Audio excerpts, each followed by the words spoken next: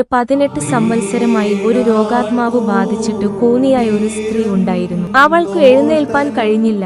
യേശു അവളെ കണ്ടപ്പോൾ അടുക്കെ വിളിച്ചു, സ്ത്രീയെ, നിന്റെ രോഗബന്ധനം അഴിഞ്ഞിരിക്കുന്നു എന്ന് പറഞ്ഞു. അവൻ അവളുടെ മേൽ കൈകൾ വെച്ചു.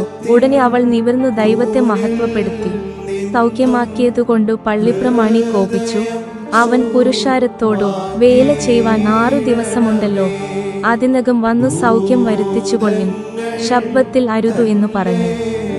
കർത്താവ് അവനോട്, കപടനാട്യക്കാരാ, നിങ്ങളിൽ ഓരോരുത്തൻ ശബ്ബത്തിൽ തന്റെ കാളയെയോ കഴുതയെയോ തൊഴുത്തിൽ നിന്ന് അഴിച്ചു കൊണ്ടുപോയി വെള്ളം കുടിപ്പിക്കുന്നില്ലയോ? അങ്ങനെയെങ്കിൽ സാത്താൻ 18 വർഷമായി ബന്ധിച്ചിരുന്ന അബ്രഹാമിന്റെ മകളായ ഈ സ്ത്രീയെ ഈ ബന്ധനത്തിൽ നിന്ന് അഴിച്ചുവിടേണ്ടതല്ലയോ? അവൻ ഇത് പറഞ്ഞപ്പോൾ അവന്റെ സകല വിരോധികളും നാണിച്ചു. അവനാൽ ചെയ്യപ്പെട്ട സകല മഹത്വകരമായ കാര്യങ്ങളാലും പുരുഷാരമൊക്കെയും സന്തോഷിച്ചു.